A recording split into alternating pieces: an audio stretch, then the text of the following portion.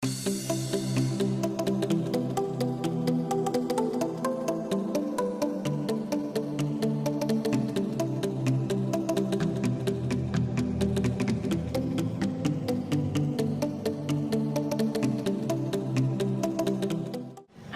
for joining us.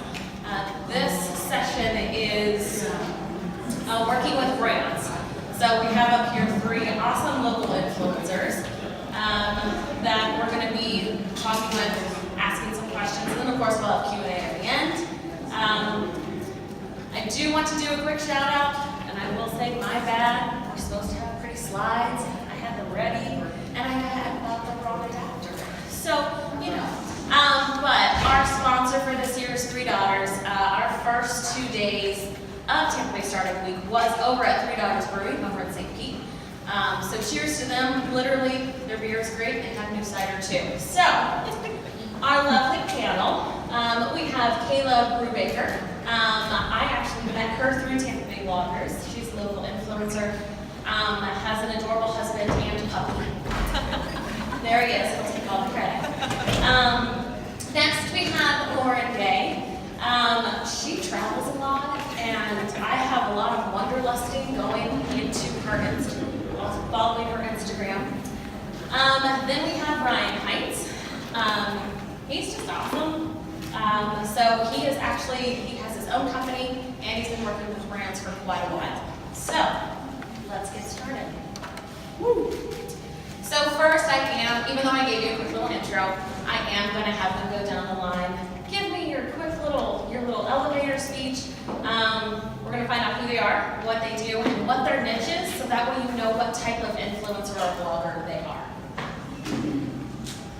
Hi guys, my name is Kayla Brubaker, and my blog is called Keeping Up with Kayla, and it is primarily a lifestyle blog, but has a little bit of everything: travel, foodie spots around Tampa Bay, personal playlists, just a bunch of stuff. Nice to meet you. Hi everyone, I'm Lauren Gay, and my blog is called Misadventures of an Outdoorsy Diva. So I talk about travel, outdoor activities, getting out of your comfort zone, and really just promoting that adventure is a lifestyle. I'm also a podcaster. I have a t-shirt line, and I'm a mom of 1 college student, so there will be a lot more travels happening this year that I'm an empty nester. Hello everybody, my name is Ryan Hintze. I'm a social media influencer. I've been working on social media for about, I'd say, 6 or 7 years. And I just travel a lot. I just graduated in 2017, beginning of 2018. And I've just been doing a lot of work this past year. And that's about it. So what we are going to do is I'm just going to simply ask a question. Whoever feels moved to answer it, we're going to hear from them. So starting off, what is your decision-making process on who you work with, whether that be brand, company, you name it?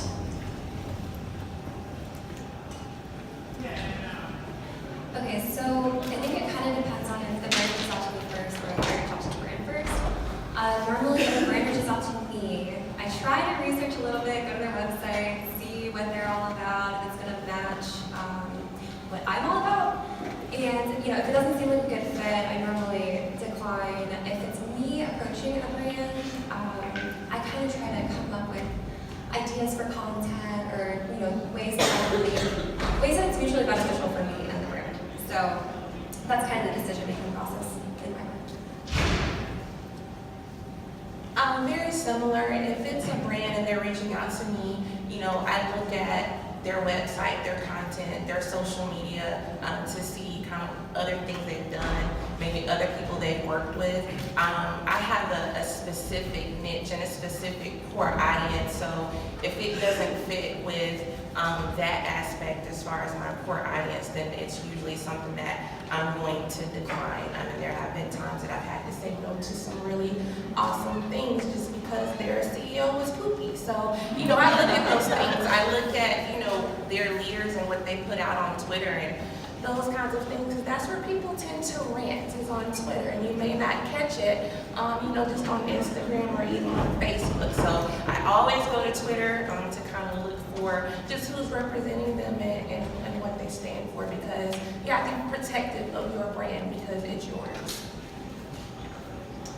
For the most part, I feel like brands are pretty self-aware before they reach out to me. So I obviously do research on the brands that are reaching out, but for the most part, they know what they're getting when they reach out to me. I post pictures of myself in underwear, so if they're not okay with that, then they likely don't reach out to me at all. So for the most part, it's just and if they do reach out to me, I am very comfortable working with them. So I'll find a way to incorporate that into my content. So say a company does reach out, it fits your brand, you want to work with them. The lovely talk of money, or doing it for free, or doing it for free food. If you know me, and you say, you can come to a tequila tasting, as you posted on your Instagram and said, hi, my name's Caitlin, I'm there. So there's different things, I think, for everyone. So maybe share with us an example, or sort of what you do to potentially establish yourself so then maybe you can make some money off of working with a brand.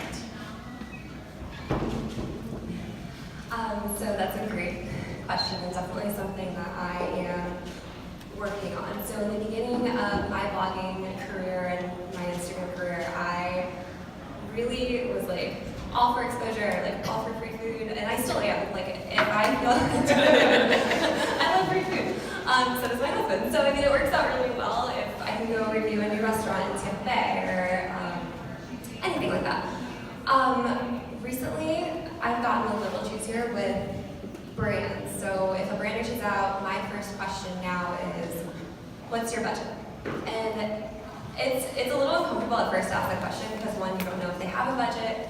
Two, they might not even respond to you, which has happened. And when they respond and say, hey, we don't have a budget, we want to send you a free product to review, that kind of gives you control as the influencer to say, hey, do I feel passionate about working with this brand, or is it not like a great fit? Am I okay doing it without pay? And it gives you kind of control over the situation to respond back and say, hey, now's not the right time, I'm not accepting non-sponsored posts. Or, hey, you know what, I do want to try your product, or I use a product from your company already, and I'm willing to try this out for free because I want to build a relationship, or, try it out and see if I like it. So, I mean, free food is always great, but there is a portion of it that has to come down to business sometimes, and as an influencer, you shouldn't feel uncomfortable asking that. It does get easier the more you ask that question. And if people ignore you, it's okay. Sometimes you can send a follow-up. But that's been my experience so far. I would say it's also very dependent upon, the work, right, that you are going to have to do, and you have to consider that up front. So a lot of times, early on, I took product and food and whatever, just because I was growing my audience and growing content.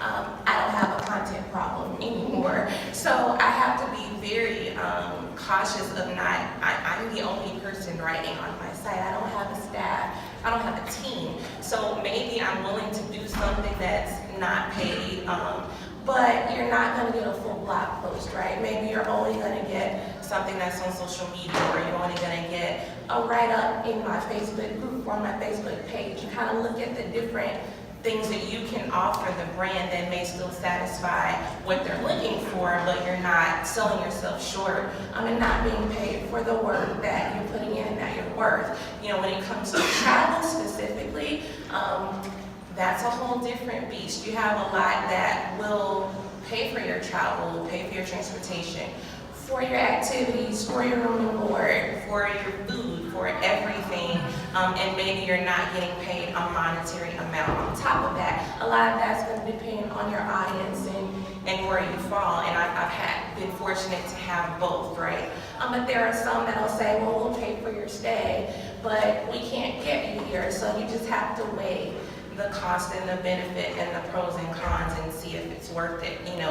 I had a trip with sandals to Jamaica last June, and they were like, you don't have to write any content, we just want you to take amazing pictures, and we want the rights to your pictures.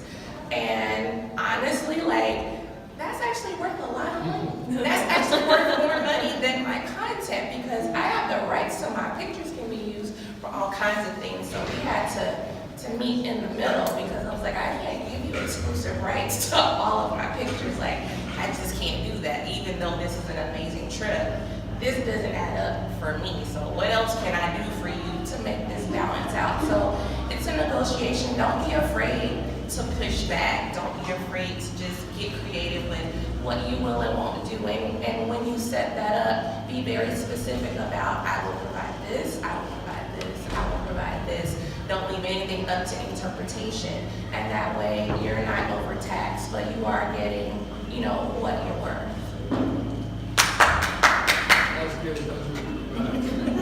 So at the end of the day, you're in control of your own brand, which is the nice thing.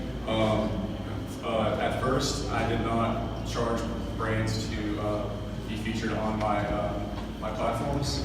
It's just because I wanted to build like credit for future brands that want to work with me. I can actually give them a price, and I don't have to just say, oh yeah, I'm gonna do this, but actually not have any like proof that I actually know how to work with a brand. So, and also when I was working with those brands for free, I was able to add those experiences into my media kit, which was also sent with my pitch to the brands that I actually want to work with. So, for instance, I just went on a cruise. I just got back like 2 weeks ago.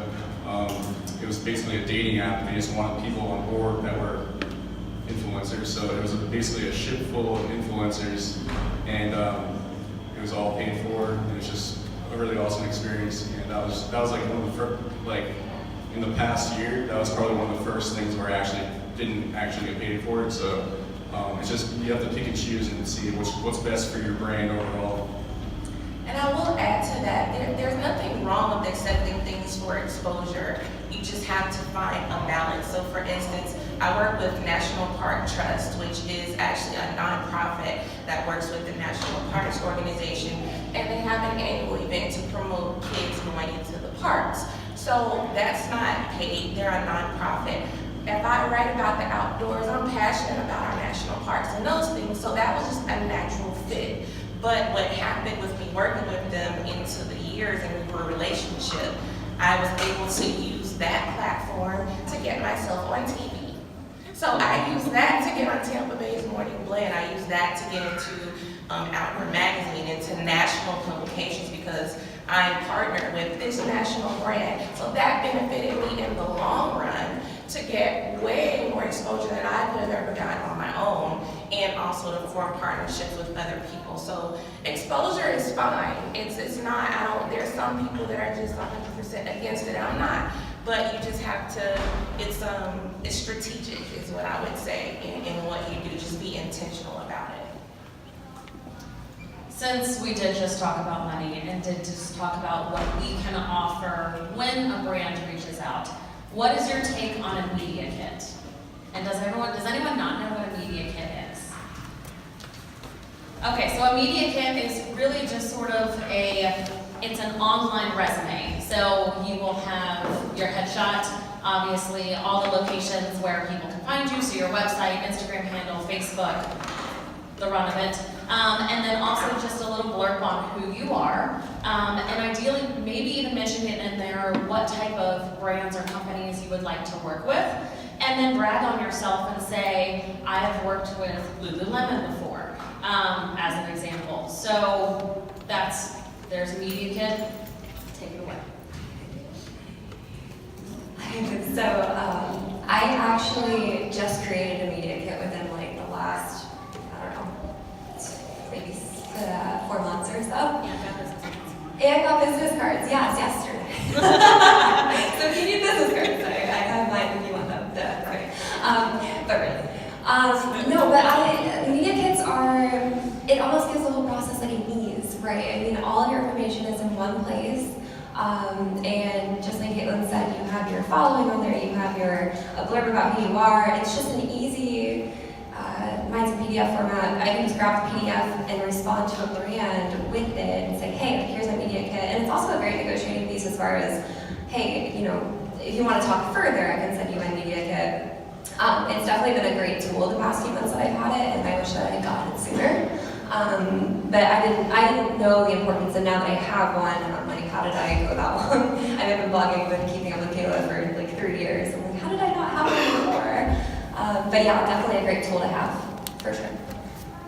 It's a necessity to have. You kind of want that 1 or 2 pager media kit. I went to my first travel conference, was in the first year that I started my blog, and that was the big takeaway from that conference was you need a media kit, and I was like, I don't know what to put. My numbers are still small. I don't know what to say. So it doesn't have to. You want it to be positive, right? So you want to talk about who your core audience is because that's what the brands want to know. Who's your audience? You know, maybe what's your demographic? You know, what very clear about what your niche is, where you're most prevalent. If your Pinterest is banging and you have 200,000 views a month on Pinterest, put that. Maybe don't put Facebook that only has 200 followers on it. You can be choosy about what you present, but it's definitely something that I've been told from reps that they absolutely appreciate because it's very easy for them to kind of see right away, you know, who you are, what you represent, how they may or may not be able to work with you.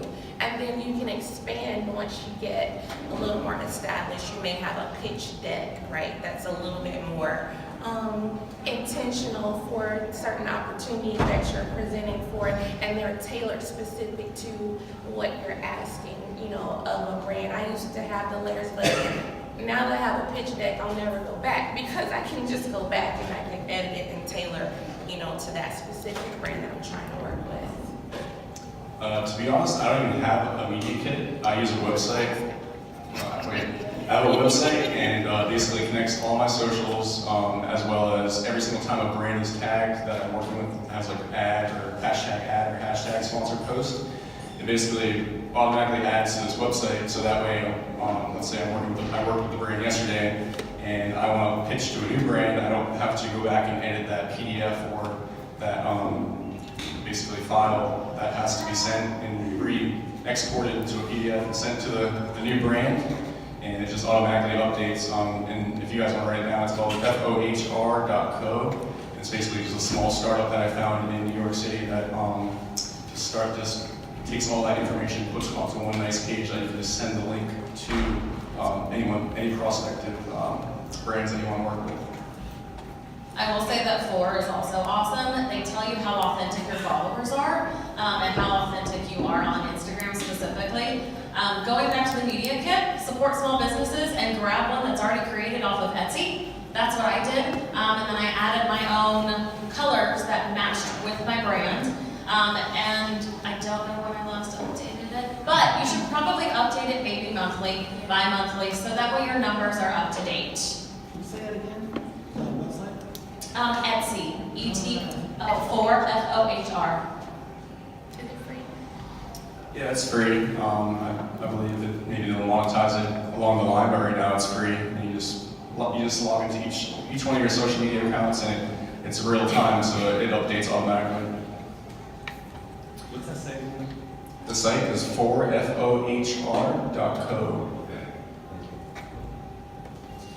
Going back to, okay, we are at the event, we're working with the brand, say you're sharing via Instagram, stories, live. How are you keeping your audience engaged? How are you not looking like, this is a sales pitch and here I am because this is who I'm representing right now? How do you make it so that you stay authentic, so that you're not losing followers while you're working this event or whatever the case is? So I would say for events specifically with stories, I really try to make my followers feel like they're there with me. I like to do polls. I try to integrate all of Instagram's poll feature, location feature, just everything that you can use on that little pull-up screen definitely should. I mean, not like all on one story screen, but just like throughout your story. And I find that like you ask questions like, hey, I'm going to this place tonight, what's your favorite drink from there, what should I try? You can get some engagement that way. If you put polls on there like, you know, does my drink look better? Does my husband's drink look better? Does my brunch plate look better? Does my friend's brunch plate look better? Just not silly things, but just like little conversation pieces that people can interact with. I personally think that followers want to engage and they want to, you know, get to know you. So it's a fun way for them to get to know you as well as you to get to know your followers. And it doesn't feel, if I walked into Armature Works and I'm supposed to sign Armature Works, Well, okay, that's great, but what am I doing while I'm there? Who am I with? Who am I talking to? Did I run into somebody I know? It's just making it more personable along the way to keep the followers and your audience engaged. Those are good tips. Yeah, just be authentic. You know, in the moment. The title of my blog is Misadventures of an Outdoors Diva for a reason. Because nothing ever goes right. Nothing ever goes how I plan it. Nothing ever goes, you know, I'm a project manager by profession. So I have a plan, I have spreadsheets.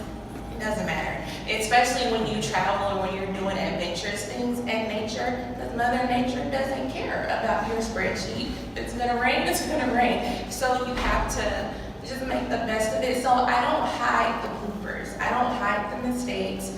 You know, I'm the authentic me when those things are happening, when I have lost my luggage and broken a camera, or that time I was on Facebook Live and my son was behind me. We were on a lake in Utah and he fell in. While I was live in the kayak and my followers were like, I think your son just fell off the middle. And I'm like, we'll be right back. So I'm very open and very transparent, you know, about what's going on. And it's appreciated because what it shows, it removes the fear. Nobody wants to see perfect people because we're not perfect. And that's the whole point of why I do this, and that's why I connect with. So if they see me outdoors in my lipstick and whatever, and I'm sliding bugs and I'm doing all those things, but I'm still showing that it is fun and that it's beautiful, people are like, oh, okay, I can deal with that because she can, because it's worth it. So just be authentic. I think being less invasive or more transparent, basically, just keep your same vibe of your brand, but just if you want to work with, or if you want to add some sponsored content into your post, just make it seem like it's natural to you, like not, like you just want to be yourself. You don't want to pretend like you're someone you're not, just so you can better promote the brand. That's just not how it should be. And in the long run, that'll hurt you. That'll hurt you down the road when you're when someone asks you, oh, I saw you work with that brand, and are you sure that aligns with your values? And like, it's just, it wouldn't work very well. So it's my take. So post-event, do you have any advice on little things that you can do or give back to the brand to potentially make them want to reach out to you again, or allow them to see the benefit of actually bringing us out there and feeding us or paying us to be there? So post-event, whenever my husband and I go to events, we make sure that we get content, with the food, me, my outfit, just like multiple spectrums of content, just so I have something else to post maybe a week or two later to still keep promoting that restaurant, or still keep promoting that event, or still keep promoting that product. If I just posted a picture of me in my outfit at one event one time, that's it. It kind of falls off the radar a little bit. I think it's very important to kind of keep it prolonged, and again, with the whole giving your audience the full experience, here's what I ate, here's what I wore, here's who I was with, I think that has some importance there the weeks following the event. I also, if I can, I try to do recap posts with, I have a Tampa Bay date night guide that I've included restaurants in that maybe I visited, or spots on Florida Beach to go see, and it's just kind of like prolonging it, so it's not just on your Instagram, it's like on your blog, and you fully believe in it, so you want to share it, you're happy to share it.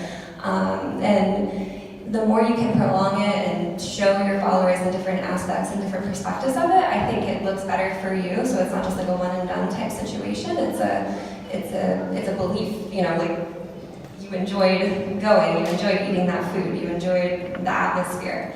So I think it's important to prolong even a week or two later, which is #latergram all the time. But I do think that's important, so.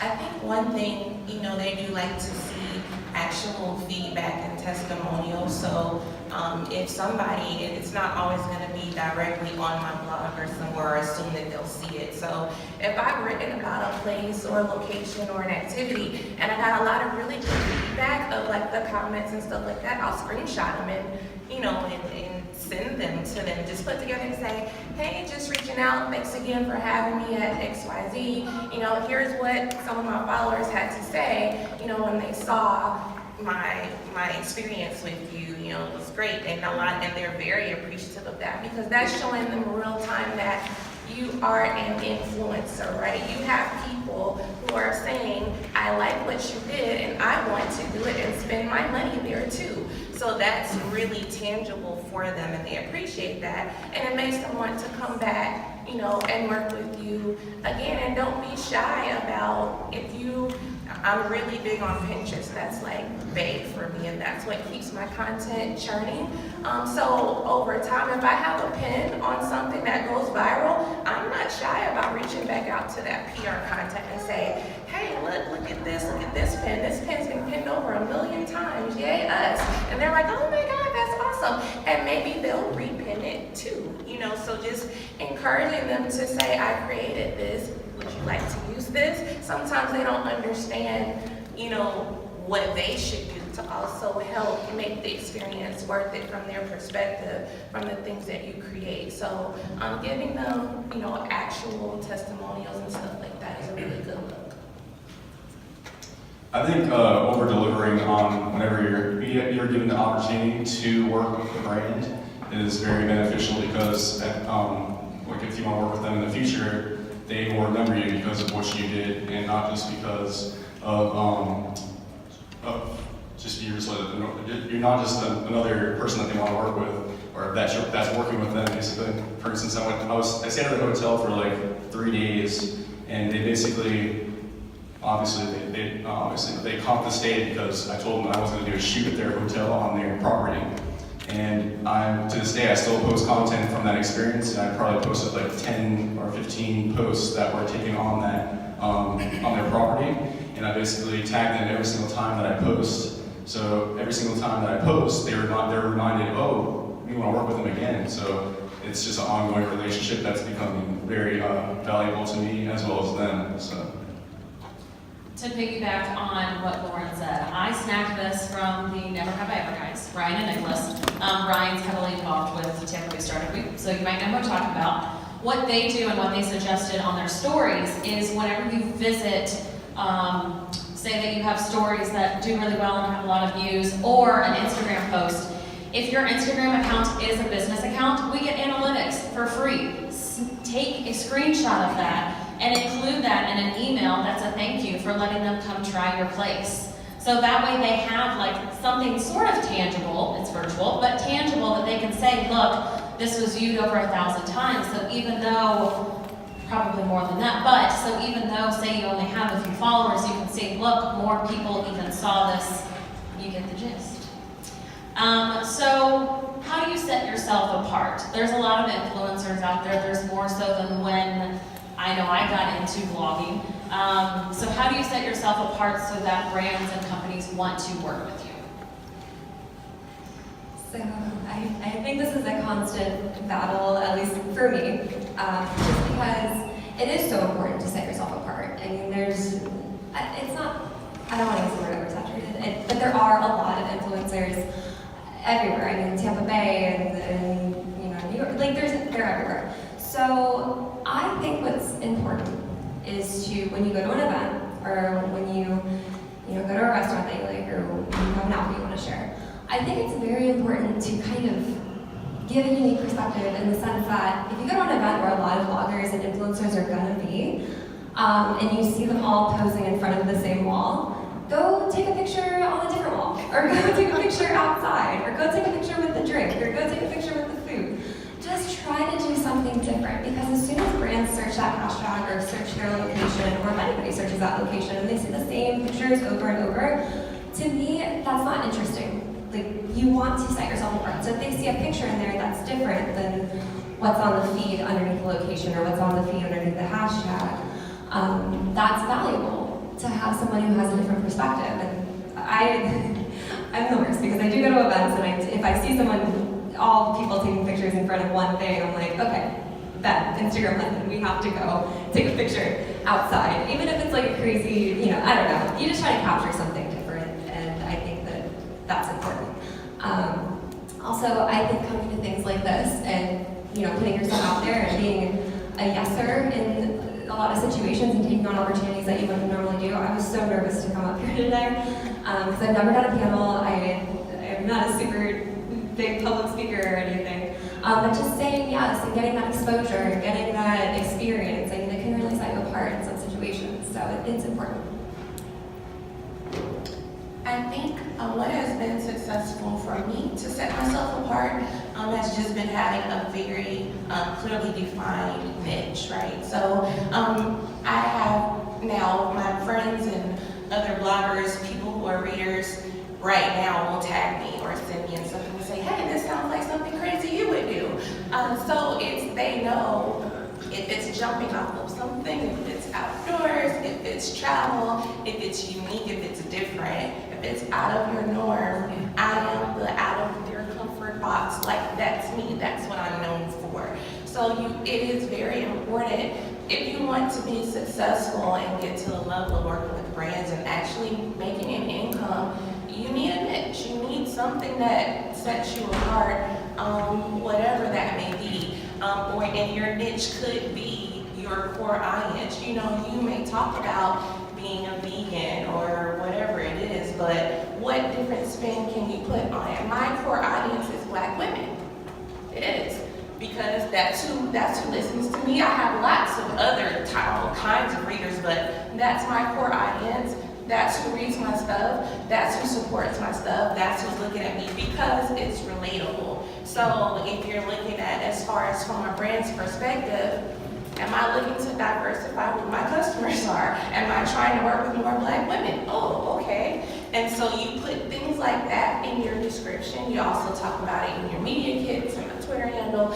You put kind of those kinds of things that are a part of your niche, whether it's what you or your core audience. So when people are searching for things, you'll pop up. So that's really important.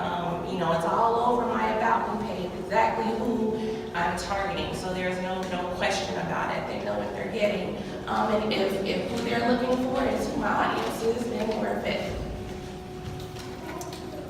Something that sets me apart would probably be just communication with brands. Like, I honestly am on my phone 24/7 and I just reply immediately. So like if someone emails me, I'll reply in like 5 minutes. So it's like, they're like, sometimes they even miss it. They're like, oh, we didn't know that you responded because you replied so quickly back to us. So for the most part, just being becoming a very good communicator is a good skill to have in this business, I guess you could say. Also, I respond to every single direct message that I get, and I get hundreds per day, maybe thousands per day, depending on what's being posted and what's out on the internet. And also, I reply to every single comment on my Instagram, and that's just very beneficial for me because people feel connected, and I'm always getting back to them. All of them. Last post probably had 700 comments, replied to every single one of them. Yeah, So taking it back to the beginning, what is a piece of advice that you could give to influencers in the crowd as to what we should be doing before we even reach out to the brands or companies? Have content of some kind, wherever that resides. When you reach out, they're immediately going to go and look at what you have done, what you have posted, shared, whatever you told them you're good at, they're going to go look at it. So please don't be the person with 2 posts on their blog and then you reached out, to Nike and you were like, hey, I want some shoes. Can you send me those new J's and I'm going to write about them? And you have to post them. You need a sufficient amount of contact. There's no magic number, but enough so that they can see that what you said you can do, that you can do. If it's Instagram, then it shows that you are the authority that you say that you are. So that's very subjective, but whatever that is, just be able to back it up because they're going to look. I feel like you just have to have self-awareness. You can't reach out to a girl's wristwatch brand and expect them to want to work with you if you're a man who's posting pictures of you shirtless on the beach.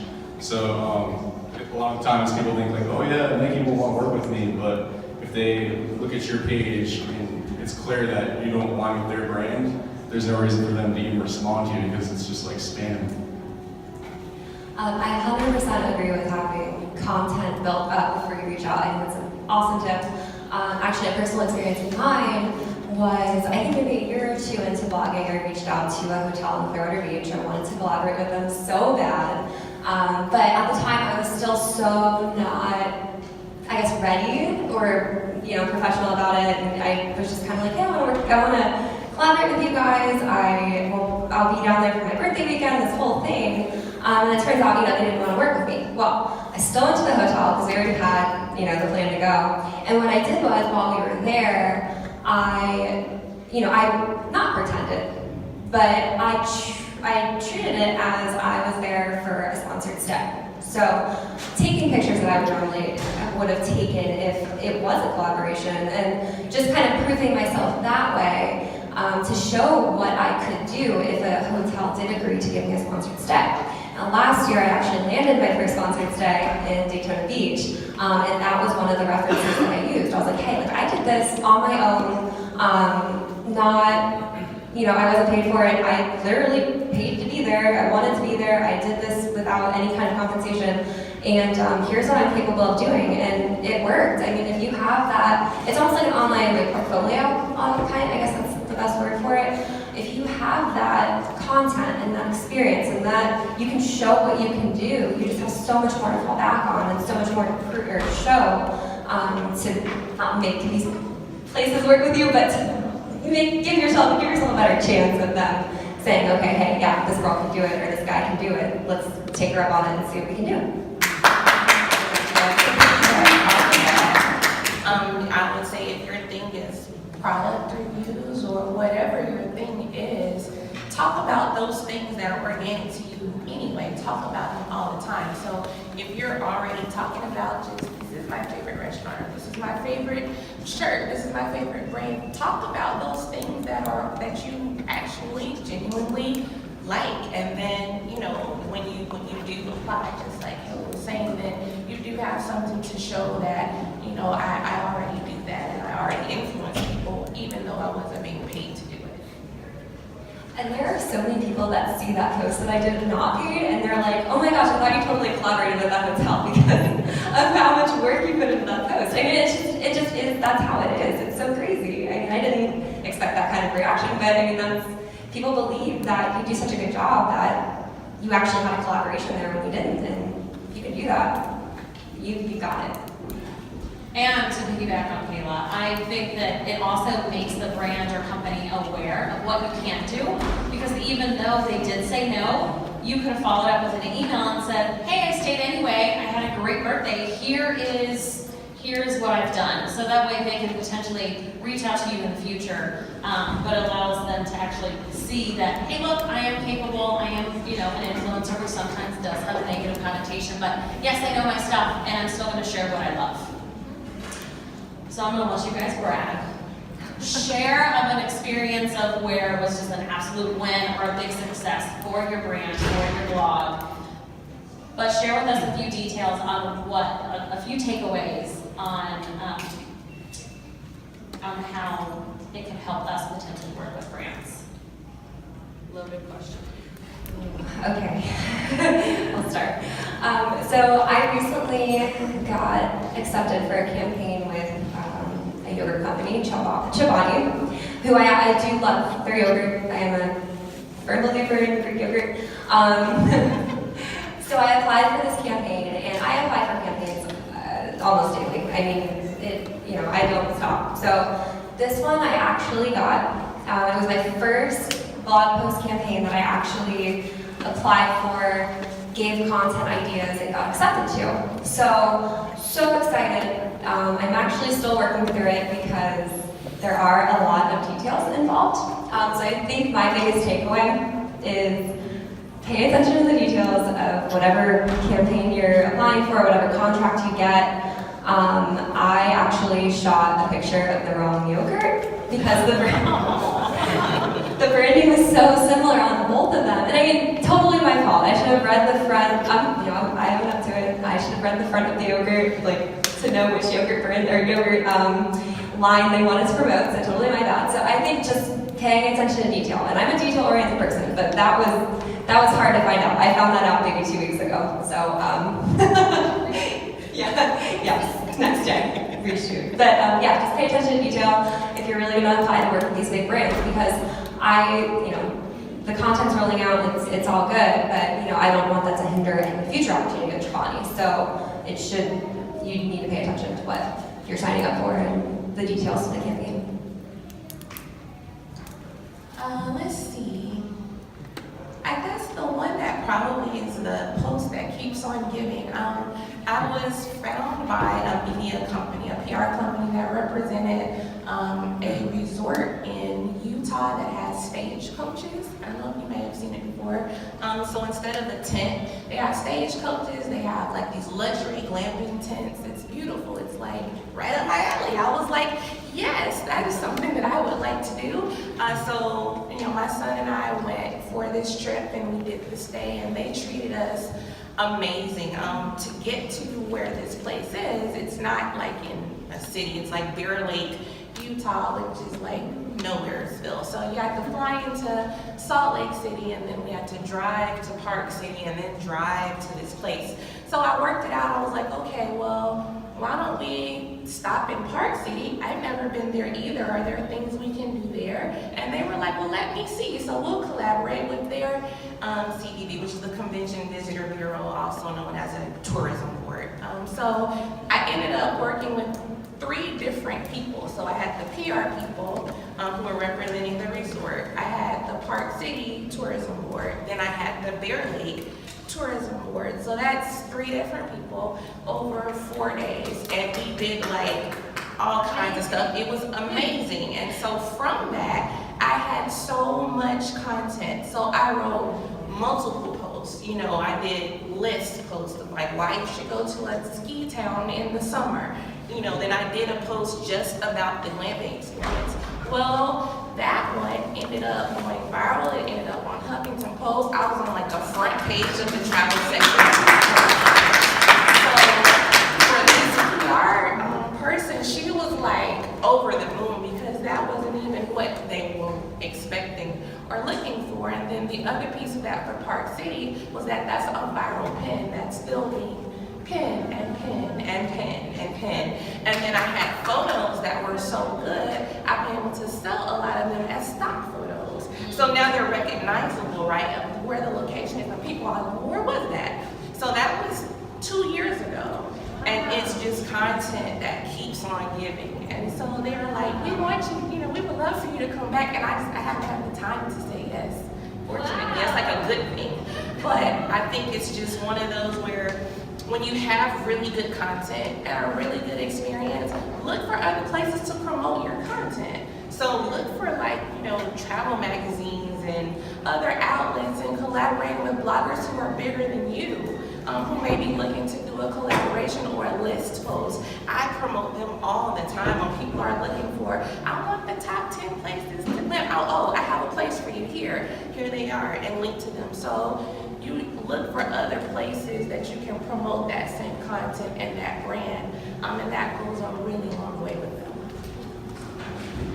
About a year ago, one of my friends, not even one of my mutual friends, that actually was raised in the same city I was raised in, reached out to me. I didn't really know who he was, but I looked him up on Facebook, and a ton of my mutual friends were friends with him, or a ton of my friends were friends with him. And he's like, yeah, I just became a marketing or a social media marketing director for this protein bar company. And he reached out, he's like, yeah, can we just send you a bunch of product? And like, this is when I first was starting out with like the whole brand promotion scene. And he's like, yeah, we'll send you a bunch of products, and you can just try them, and there's no obligation to post or do anything. So I got them, I really liked them, and I started posting them or introducing them to my audience. And from there, a few months later, he reached out again. He's like, yeah, we're starting a new protein bar that's incorporating M&Ms for the first time ever into a protein bar. And I was one of 2 influencers that actually promoted that product. And for me, that was pretty awesome, because out of everyone he could have chose, he just decided to choose someone that he knew from another friend in high school. So you never know who will recognize that you can work with them, and you never know when they'll reach out to you to see if you can be partners. So. Any last minute tips for us? Sorry. I will be that Debbie Downer and say that yes, we all have to make sure we're using the right hashtag and say ad, sponsored, or hosted. Don't get in trouble by the FTC. Do your homework. There's mine. No, not mine. Whatever it's called. I think just don't be afraid to put yourself out there. I know it's super general, but you never know who is reading your blog or reading or seeing how well you're doing with your Instagram account, or just like he said, his friend from high school started or worked with a media company. I have friends from high school that come up to me and they're like, "Your blog's amazing. I love reading it." And like I never even really talked to them in high school. I'm like, "Oh my gosh, I can't believe it. You read my blog." So to me, I think the most important thing is just put yourself out there. Don't be afraid to reach out to brands when you're first starting out, just to get your feet wet and get some exposure. Down the line, and I'm 3 years in with this blog, and I can't even believe like the opportunities that have come from it. It still like makes me scratch my head that I'm even like sitting here talking to you guys about this. So put yourself out there. Don't be afraid, and just remember you never know who you're inspiring or who's reading and loving what you're putting out. I would say, that's great advice too.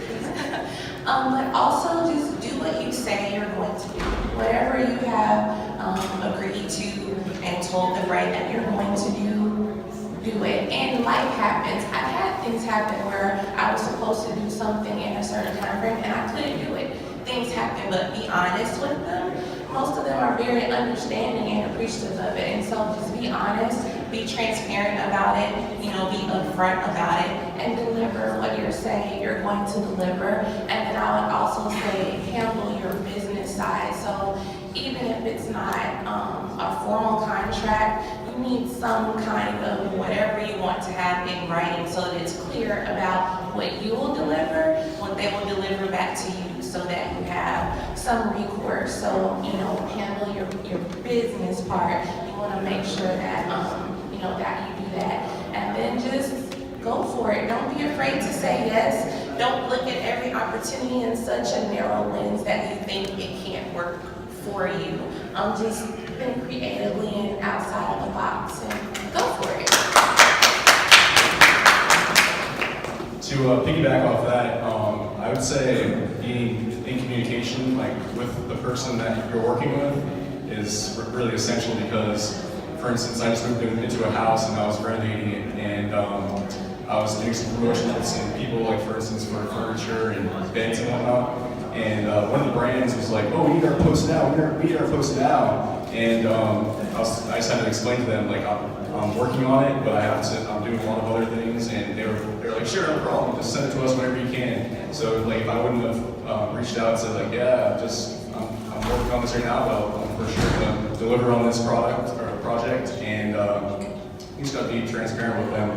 Another thing is, my fiance and I just went to New York City for like 3 months last year, and we went to a lot of trade shows. So my advice would be to, if you can, go to trade shows. Meet every single person that you walk past. We went to the Founder Day Discovery Show in New York City, which was like a bunch of brands like kombucha, Health Aid Kombucha, just a bunch of beauty companies and all kinds of healthy lifestyle type brands were there. So we just walked around to every single booth and said, "Hi, my name's Ryan. I'm a social media influencer, and so is my fiance.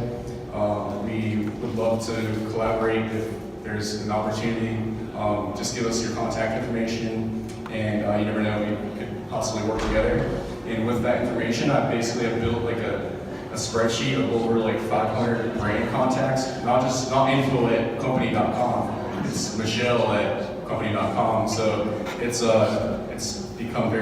now just starting to like become very valuable for me because I'm just referencing that list and just picking people that I want to work with and reaching out to them. So. Before we start Q&A, I do want to cover 2 points. We actually have a feedback on this panel, we're going to be talking with brands in the area that are working with influencers in an awesome way. So you'll be able to hear individuals from Sparkman Wharf, Zoo Tampa, True Hair, and Armature Works. That's going to be at 4 o'clock in the theater, which is that direction. Then at 5 o'clock, we have a lot of stuff happening in the gathering, so don't miss that. Any questions? How do we get their business cards or Instagram handles or just? We will figure out how to share that. I forgot the correct adapter for the presentation, which I shared at the beginning, so Sorry. that's on me. I was like, And- that's on me too, so that's like. It's also included on, if you go to the scheduler, where you can actually see all of the events for today, all of their info is on their profiles, so you can find it that way too. Yes. So my question is, I'm pretty sure most people here have heard of the whole fire festival thing. And I understand, like, from an influencer standpoint, when maybe it's too good to be true, are there certain things that you guys pick up on or see where you're like, I'm not really sure about this? Or is there like a filter system that you guys go through? And if so, what does that look like? I would say just ask other people that work with the brands to basically see, like, okay, are these people legit? Are these people not legit? For instance, like I said, we just went on a cruise and we didn't know, like, is this going to be Fire Fest on a boat? Luckily it wasn't, but a lot of the influencers there, when we were talking, they're like, yeah, we don't really know, like, what we're doing here, but I guess someone has a big budget and just wants to have a bunch of influence in one place. But yeah, I would just ask people that have had experience with them and see, like, what's the best option for you and your brand. Yeah, I would say, if they're not an established brand and somebody that's like a household name, you just kind of have to do your homework. Like I said, Twitter and some of those things are your best friend. Just kind of look and see if you can see who else has worked with them. Search their hashtag even to see who else is talking about them. Okay, research. I thought it was really weird though that they had like the same marketing stuff like the whole time and nobody questioned that part from like the same shoot and the only shoot that happened. So yeah, 100% agree. Research all the way. Do any of you have a mentor or do you mentor others? That is a great question. Yes, I have several mentors for different purposes. So I have, I'm mentoring somebody who's very seasoned specifically in travel blogging. She's the one who got me my first paid travel gig, and I met her at my first travel conference I went to within the first year of my blog.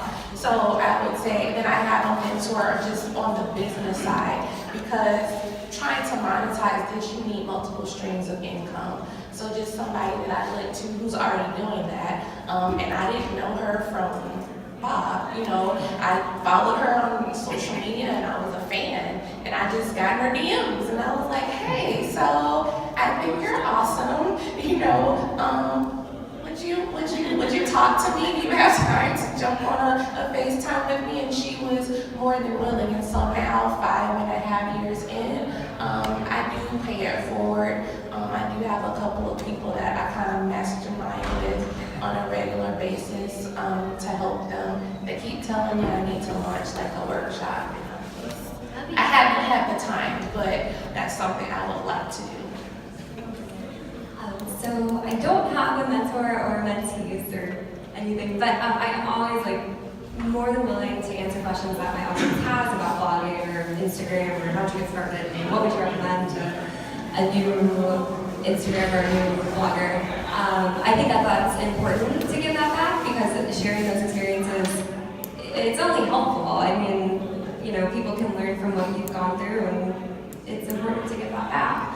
What I do have is there's a Tampa Bay, there's multiple groups. There's Facebook groups, there's Tampa Bay chat groups that I'm a part of there. And if I have a question about an event or anything general, a campaign, I can always turn to them to kind of ask that. So that support system there is really great. Also have my husband to lean on when things get too crazy. So having that kind of support group around is great. 2019, you don't really need a mentor. You just go on Google.com and find someone that you like, and then just research as much as you possibly can. And you can pick and choose to put things that they do in their lives into your own life.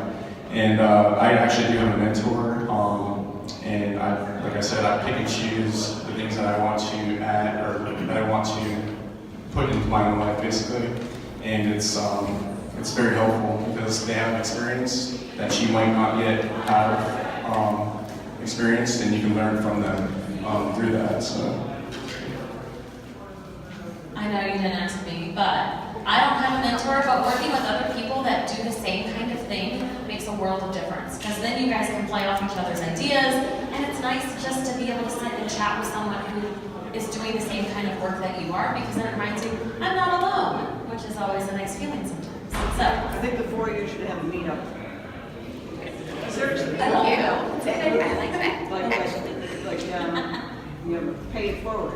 It's like, so this is all, you know, we're talking all about online, so it's like, in the days like, I vlogged and blogged from 12 years ago, et cetera. But a lot of it is, you know, I feel from not only from the, it's more about paying it forward and being able to connect other people.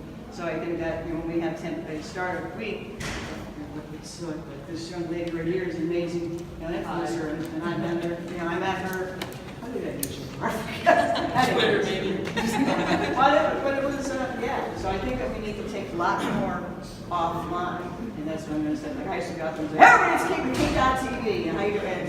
And I would get paid to go over and interview people, you know, many, many years ago, etc. But that's a lot of offline is missing, you know. So there's a lot of you know, forget about social media, you know, social influencers, and that's, you know, I'm just going to ask that each of you pay it forward. I'm 64, I'm too old right now to do any of that.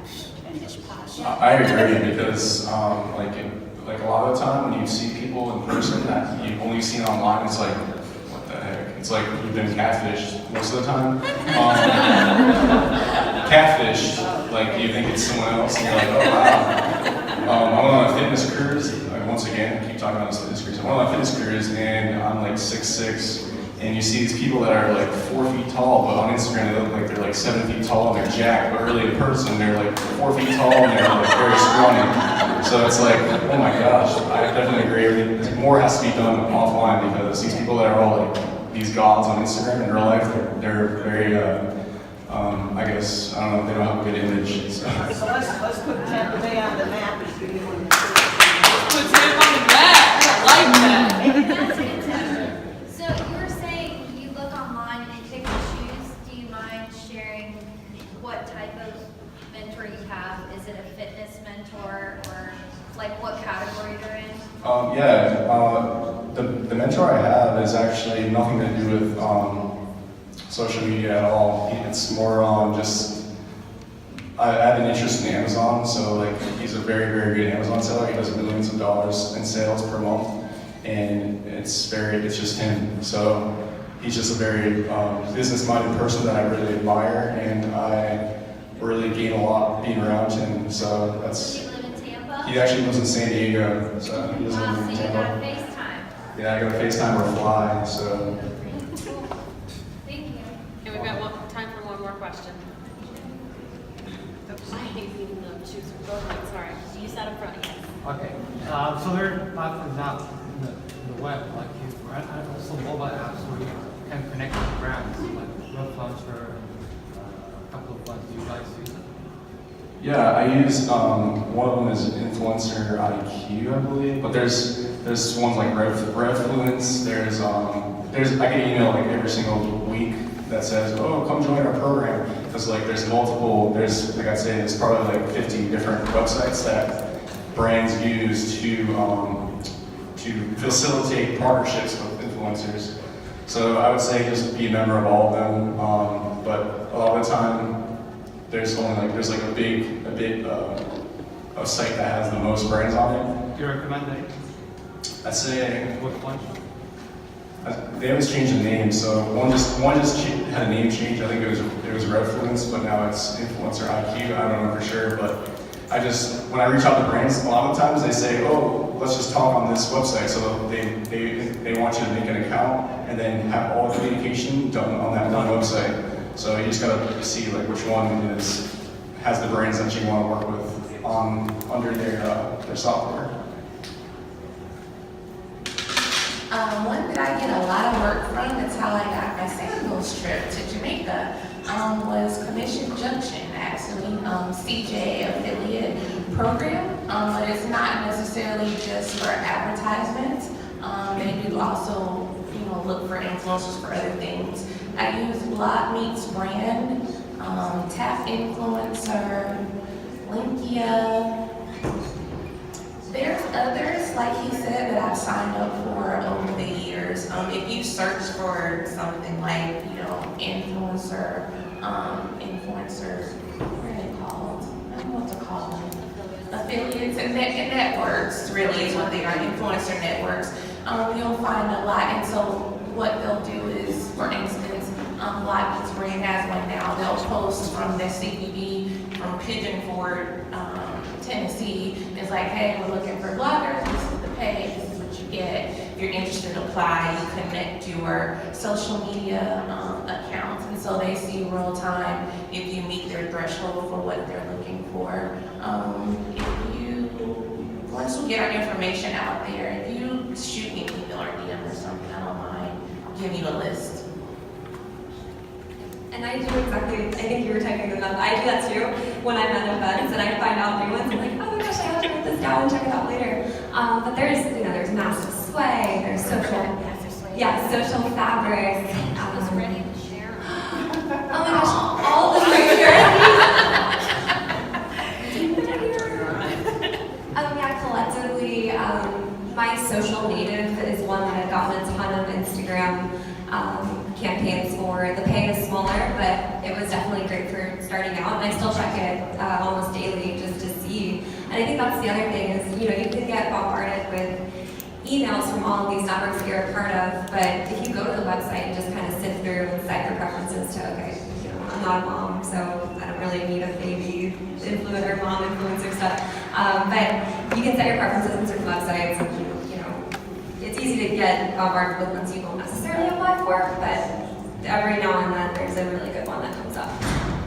One more thing, just beware, there's a lot of scams out there. So if someone messages you saying, hey, JCPenney wants to work with you, join our website, and then from there you'll be hooked up and you'll be promoting their brand. That's just basically a scam. They just want you to sign up their website just to get more users. So be aware of that. And also, there's one more app that's in big cities like New York, California, Miami. It's called the Hintze app. And basically, you can log in with your social and you can see different areas, like for instance, a restaurant that offers free brunch to influencers or someone that has over a certain amount of followers. So you can just, We're gonna add it to the list. Yeah, so it's called the Hintze app, and it's just you can only use it when you're in those cities. So you log in, it knows where you are geographically, and it shows you different places, like in separate parts of the town or the city that you're in, and you can just go knock out. You can get tons of free stuff and eat a lot of free food. So that's that. And then just the different Facebook groups, with different, again, there's so many, so look for things that are within your niche or your core audience that's gonna be meaningful to you, whether it's, by gender, by orientation, whatever it is, just look for things that are gonna be, people will get things all the time that they can't do, and they'll say, hey, this PR person reached out to me for XYZ, anybody interested? So you will find a lot of opportunities that you would have never known about. I'm in the Disney mom group, and so I've been trying to work with Disney for